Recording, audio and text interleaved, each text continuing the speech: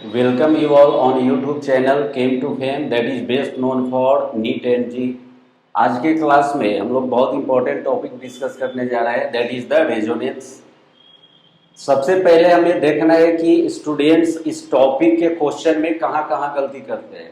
तो सबसे पहला जो मिस्टेक होता है रेजोनेंस वाले क्वेश्चन को आंसर करने में, करेक्ट आंसर करने में, वो ये है कि एक मॉलिक्यूल में हम कैसे पहचाने कि रेजोनेंस होगा या नहीं होगा।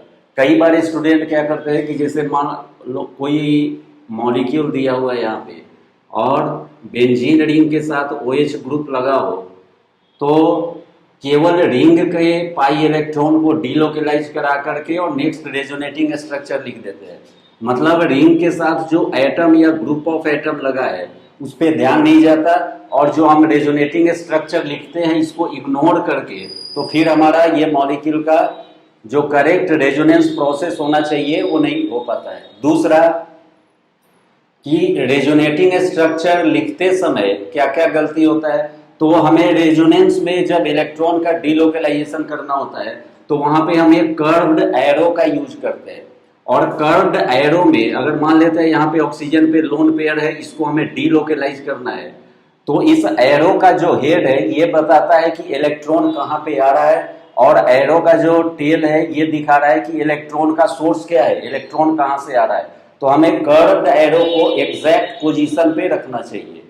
फिर उसी स्ट्रक्चर में रेजोनेटिंग स्ट्रक्चर लिखते समय गलती और क्या होता है, कहीं पे बॉन्ड लिखना छूट जाएगा, कहीं पे कोई चार्ज बन रहा है प्लस माइनस चार्ज वो छूट जाता है। तो इस तरह से हमारा रेजोनेटिंग स्ट्रक्चर गलत होगा और फिर हम करेक्ट ऑप्शन को है ना सिलेक्ट नहीं कर पाएंगे।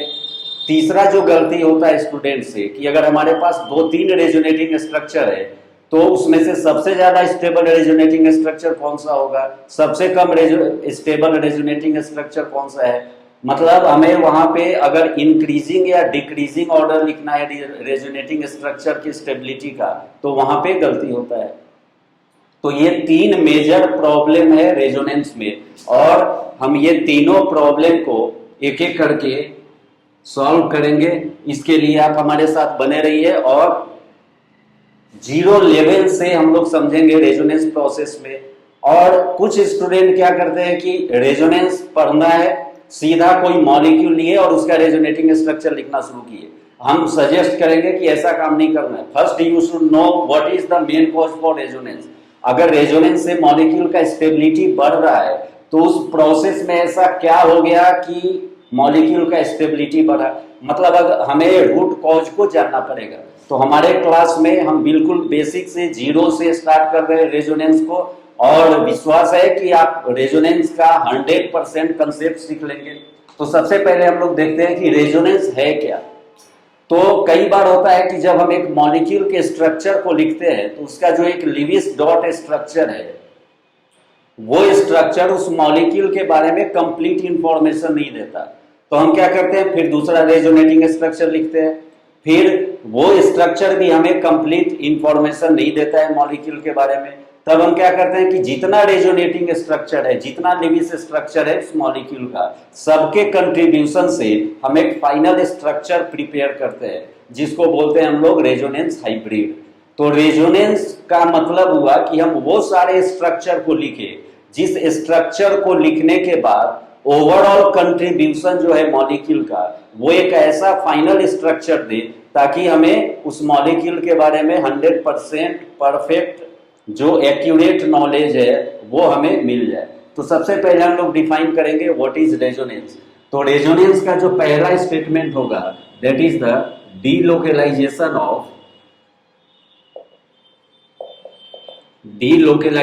ऑफ पाई इलेक्ट्रॉन और नॉन बॉन्डिंग इलेक्ट्रॉन। इसको हम लोग बोल सकते हैं lone pair of electron in conjugated system. यहां पे हमें सबसे पहले समझना होगा कि कंजुगेटेड सिस्टम है क्या। तो कंजुगेटेड सिस्टम का मीनिंग होता है कि when pi bond and sigma bond are present at alternate position. Alternate position, अब ये अल्टरनेट पोजीशन का मतलब क्या हुआ कि उस मॉलिक्यूल में जो पाई बॉन्ड है वो लगातार नहीं होने जा रहा है। पाई बॉन्ड फिर sigma bond, pi bond sigma bond, मतलब पाई बॉन्ड का जो पोजीशन होगा वो एक बीच करके होगा, एक छोड़ करके होगा, उसको हम लोग बोलते हैं कंजुगेटेड सिस्टम। अब उस कंजुगेटेड सिस्टम में हमें डीलोकेलाइजेशन स्टडी करना है। डीलोकेलाइजेशन वर्ड का लिटरल मीनिंग होगा कि जो इलेक्ट्रॉन है वो एक फिक्स पोजीशन पे नहीं रहने जा रहा है, रेदर वो मॉलिक्यूल के अंदर अपना पोजीशन बदलता जाएगा। अब पोजीशन बदलने के लिए भी कुछ कंडीशन होगा, लेकिन जो बेसिक मीनिंग हुआ डीलोकेलाइजेशन का वो ये है कि change in position of pi electron और non bonding electron in molecule in conjugated system is called as resonance. अब हमें दूसरा इंपॉर्टेंट ध्यान में रखना है नोट कि रेजोनेटिंग स्ट्रक्चर जब हम लिखने जा रहे हो तो क्या नहीं होता है उस रेजोनेटिंग स्ट्रक्चर में। तो यहां पे ध्यान रखना है कि रेजोनेटिंग स्ट्रक्चर लिखते समय किसी एटम का पोजीशन नहीं बदलता है और सिग्मा बॉन्ड का पोजीशन नहीं बदलेगा। मतलब दो चीज पर बहुत ध्यान देना है कि किसी एटम के पोजीशन को हमें चेंज नहीं करना है, साथ साथ हमें सिग्मा बॉन्ड के पोजीशन को चेंज नहीं करना है। यह बड़ा इंपॉर्टेंट कंसेप्ट है। No change in position of atom and sigma bond. अब हमें देखना है कंजुगेटेड सिस्टम कितने टाइप का होगा, कैसा होगा, कैसे हम रेजोनेटिंग स्ट्रक्चर लिखेंगे, कैसे पाई इलेक्ट्रॉन हमारा एक पर्टिकुलर डायरेक्शन में मूव करेगा। अगर वो पाई इलेक्ट्रॉन क्या पूरे मॉलिक्यूल में मूव कर सकता है, क्या जितना ऑर्गेनिक कंपाउंड है हर जगह रेजोनेंस होगा, तो ऐसा नहीं है। हम लोग एक एक कंडीशन को लेकर के एनालाइज करेंगे। तो सबसे इंपॉर्टेंट चीज है कि कंजुगेटेड सिस्टम को हम पहचाने कि कितने टाइप का कंजुगेटेड सिस्टम हो सकता है हमारे ऑर्गेनिक केमिस्ट्री में, जिसमें हम रेजोनेंस प्रोसेस को स्टडी करेंगे। तो जो फर्स्ट टाइप है, टाइप ऑफ कंजुगेटेड सिस्टम,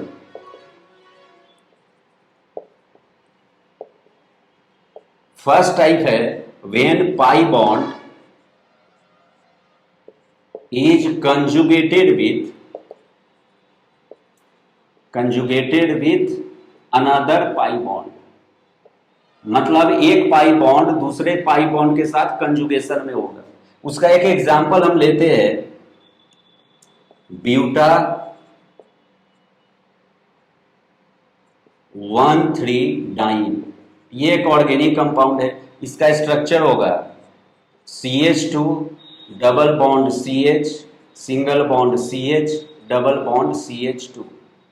अब इस मॉलिक्यूल में हमें सोचना है कि रेजोनेंस होगा या नहीं होगा। तो सबसे पहले रेजोनेंस होने के लिए जो सबसे पहला हम लोग काम करेंगे, मॉलिक्यूल में देखेंगे कि क्या कोई कंजुगेशन है। तो हम बोलेंगे हाँ, इस मॉलिक्यूल में कंजुगेशन प्रेजेंट है। और कंजुगेशन किसके बीच में है? पाई बॉन्ड और पाई बॉन्ड के बीच में। हमें पता है कि जब दो एटम के बीच में डबल बॉन्ड होगा तो एक सिग्मा बॉन्ड एक पाई बॉन्ड। यहां पर भी दो कार्बन एटम के बीच में डबल बॉन्ड है, एक सिग्मा और एक पाई। और इस मॉलिक्यूल में हम देख रहे हैं कि ये पाई बॉन्ड फिर सिग्मा बॉन्ड फिर पाई बॉन्ड, मतलब पाई बॉन्ड का जो पोजीशन है वो अल्टरनेट है। Therefore it is one type of conjugated system. अब इस कंजुगेटेड सिस्टम में हमें इलेक्ट्रॉन को डिलोकेलाइज कराना है। तो उसके पहले हम लोग देखें कि इसका ऑर्बिटल पिक्चर डायग्राम क्या होगा। तो अगर हम हाइब्रिडाइजेशन की बात करें तो यहाँ पे हर एक कार्बन का जो हाइब्रिडाइजेशन होगा वो sp2 है। एक एक करके चेक करते हैं। ये कार्बन के साथ 2 हाइड्रोजन और यहाँ का एक सिग्मा बॉन्ड, मतलब ये कार्बन के साथ टोटल सिग्मा बॉन्ड हो गया 3 और इसका हाइब्रिडाइजेशन हुआ sp2। ये कार्बन के साथ भी 3 सिग्मा बॉन्ड है प्रेजेंट, एक हाइड्रोजन, एक यहाँ का सिग्मा बॉन्ड और ये सिग्मा बॉन्ड, इसका भी हाइब्रिडाइजेशन sp2। ये कार्बन का भी हाइब्रिडाइजेशन sp2 होगा। ये टर्मिनल कार्बन जो है इसका भी हाइब्रिडाइजेशन sp2 हो गया। तो मतलब थ्रू आउट मॉलिक्यूल हर एक कार्बन का जो हाइब्रिडाइजेशन है वो sp2 है। और हमें पता है कि जब sp2 हाइब्रिडाइजेशन होता है तो मॉलिक्यूल का जो ज्योमेट्री होगा that will be the trigonal planar, और उस ट्राइगोनल प्लेनर ज्योमेट्री में हर एक कार्बन एटम के पास एक p ऑर्बिटल होगा, और वो p ऑर्बिटल सिग्मा बॉन्ड या मॉलिक्यूलर प्लेन पे परपेंडिकुलर होगा, और हर एक p ऑर्बिटल एक दूसरे के पैरेलल होगा ताकि लेटरल ओवरलैप करके वो पाई बॉन्ड का फॉर्मेशन करा हो। तो पहले सबसे हम यहाँ पे क्या करेंगे कि एक सिग्मा बॉन्ड का स्ट्रक्चर लिख देंगे CH2 CH CH and CH2, और हर एक कार्बन एटम पे एक p ऑर्बिटल को ड्रॉ कर देना है, और ये सारा का सारा p ऑर्बिटल जो है वो एक दूसरे के पैरेलल है, और ये अब लेटरल ओवरलैप करके और यहाँ पे क्या करेगा पाई बॉन्ड का फॉर्मेशन करेगा। तो रेजोनेंस प्रोसेस में इलेक्ट्रॉन के डीलोकलाइजेशन के लिए एक और इंपॉर्टेंट कंडीशन होता है कि वहां पे जो p ऑर्बिटल है वो प्रेजेंट हो and that p orbital may be field और अनफील्ड। तो जो दूसरा इंपॉर्टेंट नोट हम लोग लिखेंगे रेजोनेंस के लिए कि presence of p orbital is must and it may be field और अनफील्ड। अब एक एक करके जब हम एग्जाम्पल देखेंगे तो सारा कंसेप्ट हमारा क्लियर होता चलेगा। अब इस मॉलिक्यूल में हम देख पा रहे हैं कि अगर हम पाई इलेक्ट्रॉन को डीलोकलाइज कराए तो उसका डायरेक्शन क्या है। नंबर वन जो हमें काम करना है वो क्या है कि मॉलिक्यूल में हम कंजुगेशन को खोज लें, तो हमें मिला कि इस मॉलिक्यूल में कंजुगेशन है। दूसरा कि अगर कंजुगेटेड सिस्टम है तो उसमें पाई इलेक्ट्रॉन कौन से डायरेक्शन में मूव करने जा रहा है। तो सिंप्लिसिटी के लिए अगर हम कार्बन का नंबरिंग कर दें फॉर एग्जांपल 1 2 3 4, और उस केस में हमें क्या करना है कि पाई इलेक्ट्रॉन को अगर हम लेफ्ट टू राइट डीलोकलाइज कराएं तो ये पाई इलेक्ट्रॉन जो है फर्स्ट सेकंड पोजीशन से उठ करके सेकंड थर्ड पोजीशन में आएगा। अब सेकंड थर्ड पोजीशन में अगर आ गया तो यहाँ पे डबल बॉन्ड बनेगा, और डबल बॉन्ड बन जाए तो ये कार्बन एटम के पास अब टोटल 5 बॉन्ड हो जाएगा। 2 बॉन्ड यहाँ पे, 2 बॉन्ड ये, 4 और एक हाइड्रोजन के साथ 5 बॉन्ड। कार्बन पेंटावैलेंट होगा नहीं क्योंकि इसके पास वैकेंट डी ऑर्बिटल है, मतलब सेकेंड पीरियड का जो एलिमेंट है they do not have vacant D orbital, इसलिए उसका जो कोवैलेंसी है वो 4 से ज्यादा होगा नहीं। तो जब ये पाई इलेक्ट्रॉन अपना पोजीशन चेंज करके सेकेंड और थर्ड कार्बन के बीच में आएगा डबल बॉन्ड का फॉर्मेशन होगा। At the same time this pi electron density will be terminated on carbon atom to form negative charge, मतलब ये जो पाई बॉन्ड का पाई इलेक्ट्रॉन है वो इस कार्बन पे आकर के और निगेटिव चार्ज का फॉर्मेशन करेगा। तो हम इसका जो नेक्स्ट रेजोनेटिंग स्ट्रक्चर लिख रहे हैं वो क्या होगा हमारा।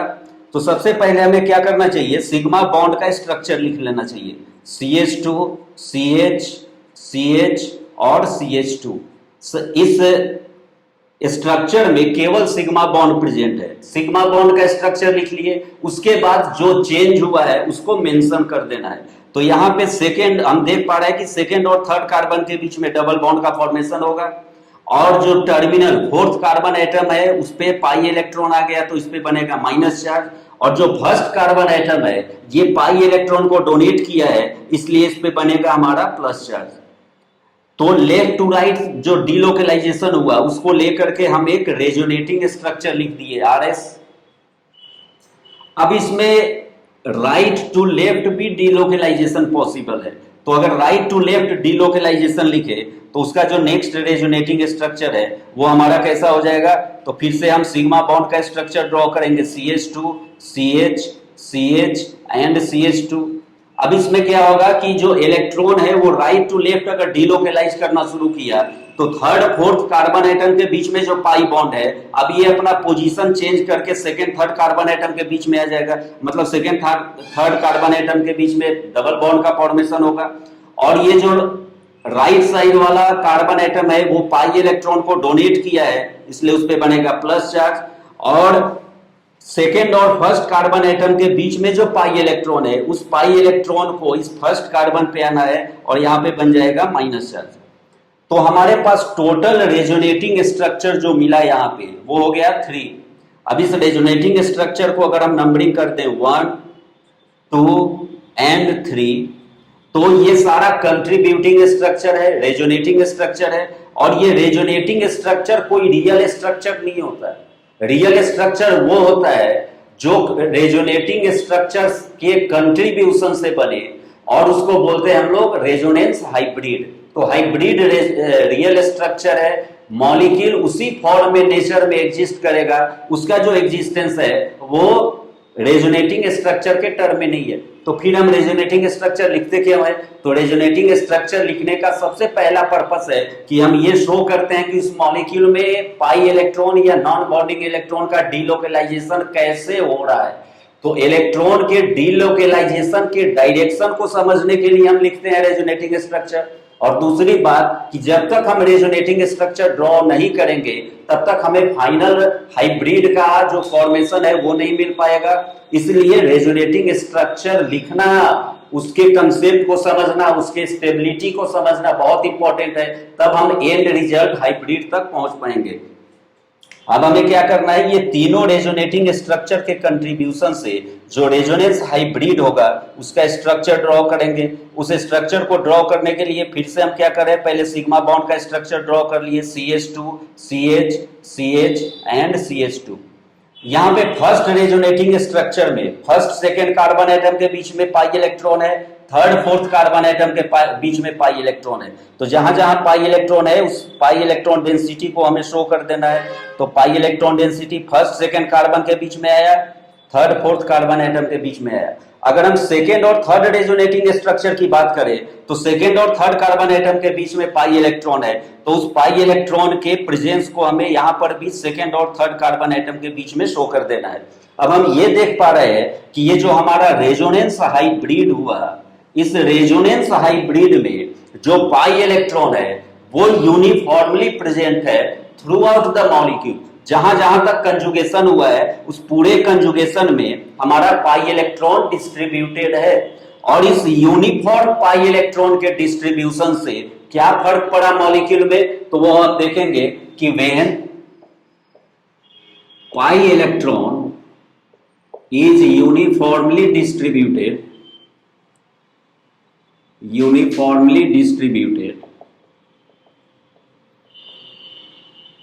then inter-pi electronic repulsion